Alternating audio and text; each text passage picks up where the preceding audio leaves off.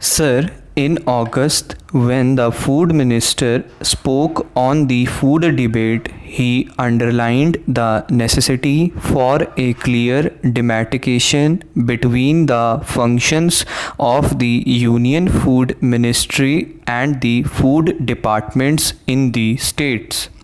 He said that he would confine as far as possible to the functions of the Union Food Ministry to discharge the responsibilities laid upon the ministry by the Constitution. Now, as far as I could read the Constitution, one of the most important responsibilities of the Union Food Ministry is that it should see that the price of food grains does not fluctuate violently from time to time and from place to place. It was also to see that within the resources available and within the food stocks available, the prices are stabilized as far as possible. In this particular function, the Union Food Ministry has so far not been successful. Prices are fluctuating for no apparent reason from time to time and from place to place, and prices fluctuate in the deficit area as well as in the surplus areas. Prices fluctuate during a period when we have a bumper crop as well as during a period when there is a deficit in production. So, we have not been able to evolve any formula or machinery whereby it would be possible to control prices. We are told, sir, that last year we had a bumper crop, but in spite of the bumper crop, what do we find? In spite of a bumper crop, prices continue to fluctuate, and it is a matter for concern. Since 2011, prices have a tendency, I am talking about food prices, to harden at higher and higher levels. During scarcity periods, prices rise, come down a bit, shoot up again, still further, and then stabilize at a higher level, and in that way, from year to year, the stabilized price is something higher than that of the previous year. This being the situation, it requires some consideration as to how we are going to meet that situation.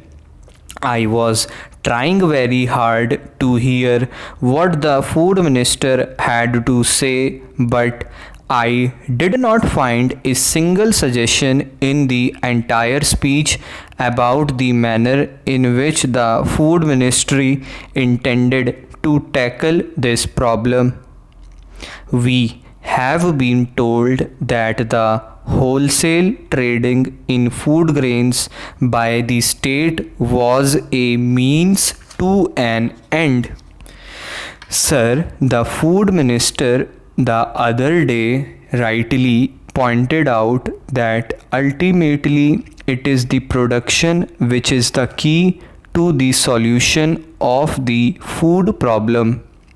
He also pointed out that mere exhortation of farmers to produce more is not going to have any effect, and that we will have to give them economic incentives in order that it may be possible and advantageous for them to produce more.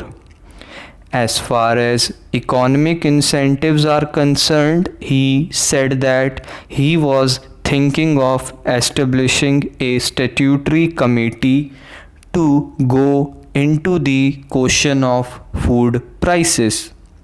Now, sir, all these facts are there, but it is the contention of the government that it is merely the question of prices which keep down the production of food grains. Or is it that there are other remedial measures which should be taken in order that it may be possible for the farmer to produce more? Honorable Dr. Kunzru has already pointed out that increased food production can take place only when there are increased irrigation facilities, enough manure, and good seeds. In each one of these items, we are lagging behind. Even the little irrigation facilities that are available are not being fully utilized for one reason or another. Argument goes on, but the fact remains that water meant for irrigation is not being utilized. It is impounded for no purpose whatsoever. What are you going to do? Are you going to continuously argue about what is right and what is wrong, or are you going to take some positive steps to see that all the irrigation facilities that are available are fully utilized and more facilities are created? The same is the case with reference to manure. We have been told that there is not enough manure and that the food ministry is arguing with the finance ministry for more foreign exchange to be made available so that more manure could be produced and so on. Again, arguments go on, papers move from ministry to ministry, but as far as the question of demand and supply of manure is concerned, I have got figures with me which show that not even 50% of the demand for manure is supplied today.